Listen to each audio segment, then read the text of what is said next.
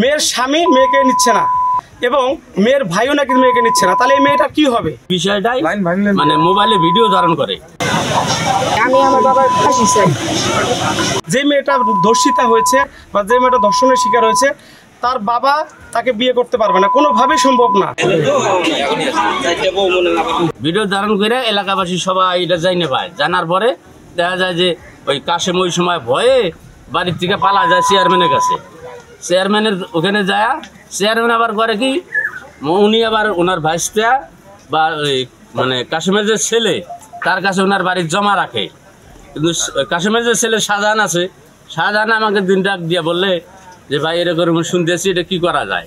তাই আমি বললাম সব ছেলে সুষ্ঠু সমাধান হইলো, এলাকাবাসী আছে, কারণ সত্য করলে তোর বাবা কয়, মিথ্যা করলে তোর বোনে কয়, তোরাই জানো, আমরা জানি না। মেয়েটা তো যা করতেছে সত্য। তা এটার বিষয় হলে এলাকাবাসী তুই বল, কারণ এলাকাবাসীর কাছে বলছিল ঠিক আছে। বলার পরে ওই নিজে আমাদের মুক্তির কাছে পাঠাইছিল। মুক্তির কাছে আসার পরে একটা বসার কথা ছিল, কিন্তু যেই দিন বসার কথা তার আগের দিনই মানে কাশেমকে ওই রাত্রে ভাগায় দেয়। ভাগা দেওয়ার পরে পুলিশ আবার উল্টা পুলিশ এনে ওরাই, পুলিশ এনে এলাকার লোকের উপরে একটু হামলা করার ধান্দা করে। তারপরে পরের দিন আমরা মেয়েটা থানায় জমা দেই, মেয়েটা যা মামলা করে। তা আমরা এলাকাবাসীর পক্ষ থেকে আমরা এর ন্যায় বিচার চাই, সুষ্ঠু সমাধান চাই। এই মেয়েটা যে একটা লোক নিবে, নেওয়ার মতো লোক নাই। এই মেয়েটা যেন সুষ্ঠু বিচার হয় এলাকাবাসীর পক্ষ থেকে, এটি আমাদের দাবি।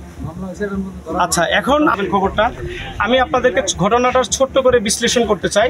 সেটা হচ্ছে বেশ কিছুদিন আগে আপনারা ফেসবুক এবং অনলাইন জগতে খুব বহুল প্রচারিত হয়ে গেছিল যে বাবা কর্তৃক তার নিজ কন্যা সন্তানকে ধর্ষণ। আমরা আজকে যেটা আরো জানলাম খুব লোমহর্ষক ঘটনা। এই ধর্ষণটা শুধু একবারই নয়, অসংখ্যবার ধর্ষণ করার পর, পাশবিক নির্যাতন করার পরে এই ঘটনাটা যখন মেয়েটা সহ্য করতে না পারে, পরে হচ্ছে পারিবারিকভাবে জানাজানি হয় এবং মারামারি হয়, এবং এই ঘটনা অসংখ্য সাক্ষী এবং প্রমাণ রয়েছে। আমরা জানতে পেরেছি গতকালকে কোনো একটা পক্ষ টাকার বিনিময়ে তাদের পাশে দাঁড়িয়েছে এবং এই অন্যায়কে প্রশ্রয় দিয়েছে। আমরা জেনে আর বসে থাকিনি, কারণ অন্যায় কখনোই প্রশ্রয় পাবে না এবং অন্যায় কখনোই সমাজে প্রতিষ্ঠিত হবে না, এই জিনিসটা আমরা বিশ্বাস করি। কারণ আমাদের মানবিক বোধ, আমাদের হৃদয় বোধ, আমাদের হচ্ছে যে আন্তরিকতা রয়েছে, সেই আন্তরিকতা থেকে আমরা রশিদ মন্ডল ফাউন্ডেশন পরিবার এসেছি। এখানে আমাদের ফাউন্ডেশনের সম্মানিত প্রধান উপদেষ্টা এবং নাগেশ্বরী তথা কুড়িগ্রামের সবচেয়ে বয়োজ্যেষ্ঠ জ্ঞানী মানুষ। ইসলামের শরীয়তের দৃষ্টিতে এই ব্যক্তিকে কোমর পর্যন্ত রেখে, কোমর পর্যন্ত মাটির নিচে রেখে আর বাকি অংশে ওনাকে পাথর দিয়ে নিক্ষেপ করে মারার হুকুম, এটা ইসলামের শরীয়তের দৃষ্টিতে বলা হয়েছে। যেহেতু বাংলাদেশে শরিয়া আইন নেই, তো আমরা প্রশাসনের কাছে উদারত আহ্বান জানাই যেন এমন একটা শাস্তি দেওয়া হয় ভবিষ্যতে এই রকম জঘন্য পাপ কাজ করার আর কেউ যেন সাহস না পায়। এলাকাবাসীর প্রতি আমি আহ্বান করি যে আমরা নাগেশ্বরী শহর থেকে আসছি, আমাদের যেন আশা না লাগে এই জায়গায় আজকে এরা কি কোন সাহসে এরা দোকান খুলছে। আমি যাই, আপনারা যখন যে জায়গায় অন্যায় হবে আপনারা প্রতিবাদ করবেন, এটা সময় সাপেক্ষে বলবে। ইনশাল্লাহ আবার দেখা হবে আপনাদের সাথে। এবং সর্বশেষ কথা, আমরা এলাকাবাসী এখানে ততক্ষণ পর্যন্ত আমরা প্রতিবাদ শেষ করব না যতক্ষণ পর্যন্ত তাদের কাজ শেষ করবে না, তাদের দোকান বন্ধ রাখবে না, তাদের কাজ। কি চাচ্ছ তো? আমি আমার বাবার বিয়ে দিতে গ্রামবাসী লোক আমার আশ্রয় দিছে, আমার ভাইরা টুমকাই আশ্রয় দেয় না, করে না। আমার ভাইরা যারা হামলা চালায়, তারপর আমার যে বাসায় থয় যে বাসায় হামলা চালায়, আমার ভাইরারও নিতে চায়, আমার নিয়ে একবার মারা ফেলাতে চায়। আমি আমার বাবার ফাঁসি চাই। এবং মেয়ের বাবা মারামারি হয়েছে, এই সূত্রে এলাকাবাসী যায়।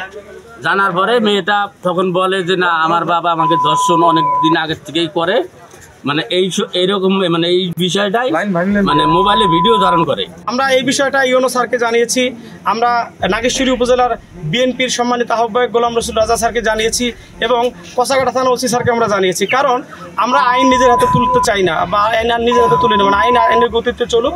এলাকাবাসী যে দাবিটা রয়েছে সেটা হচ্ছে যে খোরা কাশেম বা খারা কাশেম যে নামটাই হোক না কারণ কাশেম মিয়ার যে ঘরটা রয়েছে সেই ঘরটা বন্ধ থাকবে।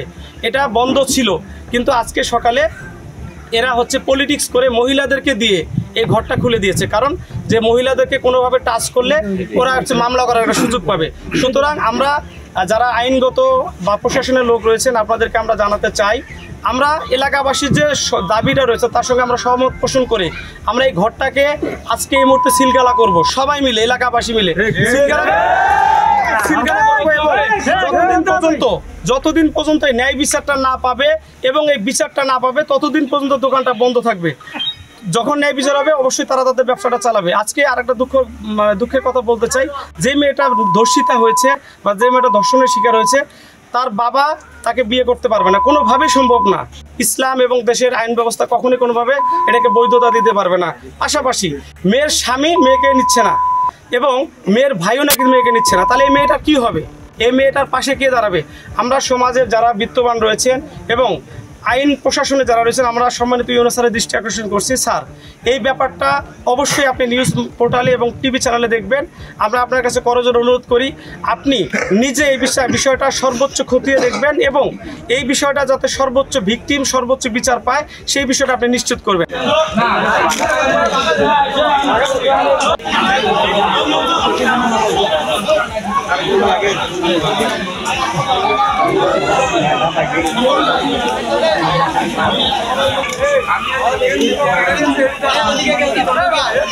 বাধা বিঘ্ন হয়ে দাঁড়াইছে, যার কারণে আমরা মানে কাজটা শেষ সমাধি করতে পারতেছি না, ন্যায় কাজটা শেষ সমাধি করতে দিচ্ছে না আমাকে। তা প্রশাসন হোক, সাংবাদিক ভাই হোক, আর হলো ইউনো সাহেব হোক, সবার কাছে আমার মানে আকুল আবেদন, আমরা এই কান্তার মোড়ের যে ঘটনাটা বাবা কর্তৃক মেয়ে যে ধর্ষণ, এর সুষ্ঠু বিচার চাই। এই সুষ্ঠু বিচার যদি আমরা করতে না পারি সামনে আবারও এরকম ধর্ষণ হবে এলাকার মধ্যে। এই জন্য আমরা একটা পদক্ষেপ, সুন্দর একটা পদক্ষেপ নিচ্ছি ন্যায়ের পক্ষে। আমরা অন্যায়ের পক্ষে যাবো না। শুরুতে লড়াই করছি ন্যায় থেকে শেষ পর্যন্ত আমরা লড়াই থাকবো ন্যায় পর্যন্তই। তা আপনারা সবাই এই মানববন্ধনে আসছেন, আমি খুশি হয়েছি। আমি ভাই একজন পল্লী চিকিৎসক, আমার কতটুকু কর্তব্য করার এই ন্যায় কাজ আমি ততটুকুই পালন করতেছি। আল্লাহ এর উপরে যা করবে মঙ্গলেই, এটা ভাবেই আমি আজ পর্যন্ত এই কাজে।